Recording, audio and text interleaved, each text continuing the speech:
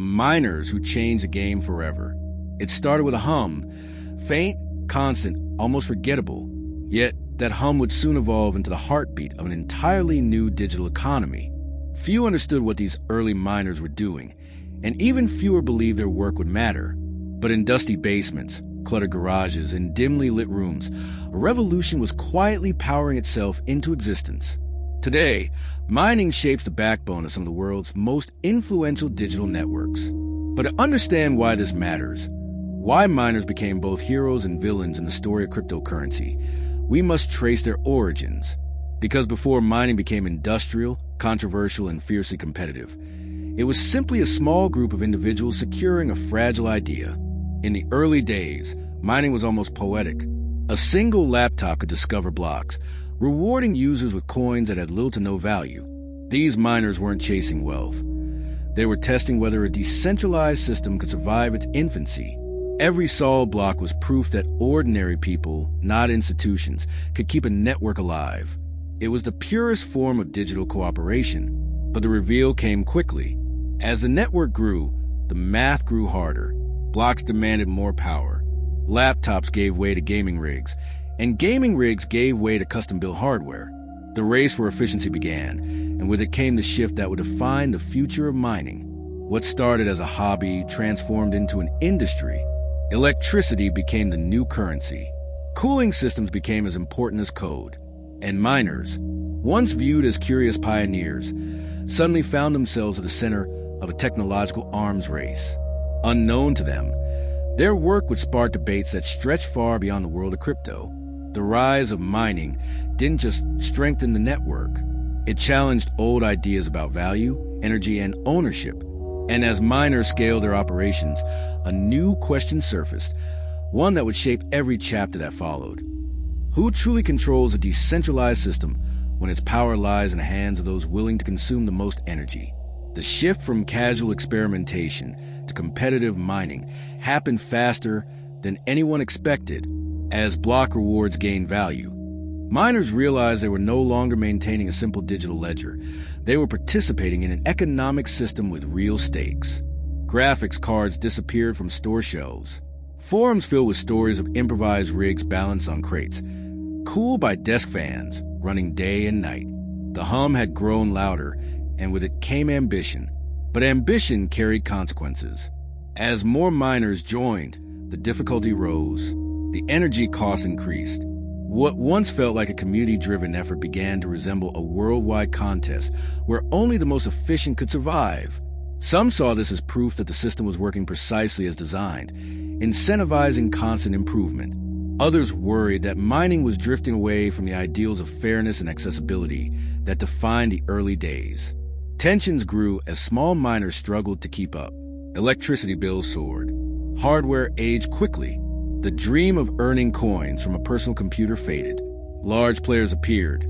Companies with warehouses full of machines, access to cheap power, and resources to dominate the network. Decentralization, once the system's greatest strength, faced its first real test. Could a network remain open and democratic if its security depended on those who could scale the fastest? Outside observers began paying attention. Environmental concerns surfaced, with critics pointing to the rising energy consumption. Headlines warned of a digital gold rush draining power grids. Defenders countered that traditional financial systems consumed far more energy, but the narrative stuck. Mining became a symbol of both innovation and controversy. Within the mining world, strategy evolved. Miners sought renewable energy sources to reduce costs and silence critics. Some relocated to colder regions to improve cooling efficiency. Others migrated to countries offering lower electricity prices. Mining became global, fluid, and constantly adapting, a living example of how economic incentives could shape human behavior. And yet beneath these technical battles lay a deeper conflict. If mining determined who secured the network, it also shaped who influenced it. The balance between individual participation and industrial dominance became a point of fierce debate. Was mining empowering communities across the world, or centralizing power in ways that contradicted the very essence of cryptocurrency? As these questions grew louder, miners themselves felt caught between two identities: protectors of a decentralized vision and competitors in an increasingly high-stakes industry. Their work kept the network alive, but their evolution forced the world to confront a difficult truth. Decentralization was not a static ideal. It was a battle fought every day, in every block, by everyone who chose to join the race. As the mining landscape expanded, the quiet harmony of the early days gave way to a tension no one could ignore. Miners who once saw themselves as partners in a shared experiment now found themselves competing with industrial giants whose operations spanned continents. What had begun as a decentralized dream was entering a phase where scale determined influence, and influence determined power. The conflict sharpened when mining pools emerged. By combining their computing strength, miners could stabilize their income and reduce variance. But there was a cost. These pools concentrated enormous hashing power under single operators. Critics feared the possibility of a 51% attack, a scenario once dismissed as theoretical, now uncomfortably plausible. The community found itself wrestling with an unsettling paradox. Decentralization needed cooperation, but too much cooperation created centralization. Meanwhile, government started noticing the sheer momentum of the mining industry. Some welcomed miners with open arms, offering incentives and cheap energy to attract them. Others imposed harsh restrictions or outright bans, worry about grid strain or regulatory complexity. The global map fractured as miners moved like digital nomads, chasing reliability and refuge wherever could be found. Entire towns were reshaped by their arrival, for better or worse. Inside the community, philosophical debates erupted. Purists argued that mining had strayed too far from its roots, claiming the system now favored corporations over individuals. Innovators countered that this evolution was inevitable, even necessary, for the network to remain secure in a world where threats were becoming more sophisticated.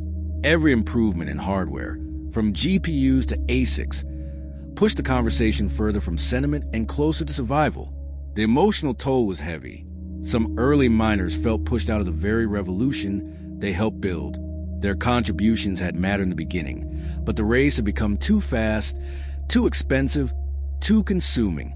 They watched as mining transformed from a passionate experiment to an industry requiring warehouses, engineers, and millions in capital. The shift left them wondering whether progress had cost the movement its soul. At the same time, miners who embraced industrial scale believed they were fulfilling a responsibility. The world was using the network more than ever. Security demands were rising. Their massive operations ensured the chain remained unbreakable, no matter how large the threats grew. To them, decentralization didn't mean everyone could mine equally. It meant no single entity could dominate without facing stiff competition. This ideological divide created an undercurrent of uncertainty. Was mining still a symbol of digital democracy, or had it become a battleground shaped by efficiency and economics? Could a network truly remain decentralized if participation required increasingly specialized resources? Pressure built with every new debate. And behind all the arguments, behind the noise of machines and markets, one realization grew clear. The future of mining would determine more than block rewards. It would define what decentralization meant in practice, not just in principle. The world was approaching a moment where philosophy and technology would meet head-on, forcing the mining community to confront the trade-offs it had long tried to avoid. The turning point arrived when the community realized that the future of mining could no longer be left to chance. Years of debate, innovation, and rising tension converged into a moment that demanded clarity. Everyone, from small miners to industrial operators, understood that the network's security, identity, and survival hinged on decisions that would shape the next era of decentralization. The climax unfolded not as a dramatic confrontation, but as a collective awakening. Developers introduced new mechanisms to reduce centralization risks. Regions invested in renewable energy to make mining more sustainable. Communities proposed alternative consensus methods, exploring ways to preserve security without amplifying inequality. Each solution sparked debate, but together they marked a shift in thinking. Mining was no longer just a competition. It was a responsibility. For the miners themselves, the transformation was profound. Many adapted, embracing cleaner energy and more efficient hardware. Others pivoted entirely, joining new networks, or contributing to decentralized systems beyond traditional mining. The industry that once seemed destined for unchecked expansion began reshaping itself with intention, balancing economic incentives with long-term vision. And then came the reflection. Mining had never simply been about discovering blocks. It had been about securing a promise that value could move freely, transparently, and without permission. The miners who began this journey with laptops in dimly lit rooms could never have imagined the global influence their work would one day hold. But their early determination forged a path that billions now walk. As the noise of machines continues across the world, a quiet truth lingers beneath it. Decentralization is not guaranteed. It must be protected, challenged, refined, and earned. And mining, for all its complexity and controversy, proved that ordinary individuals could power a revolution with little more than curiosity, computation, and conviction. So what do you think? Are we repeating the same mistake again?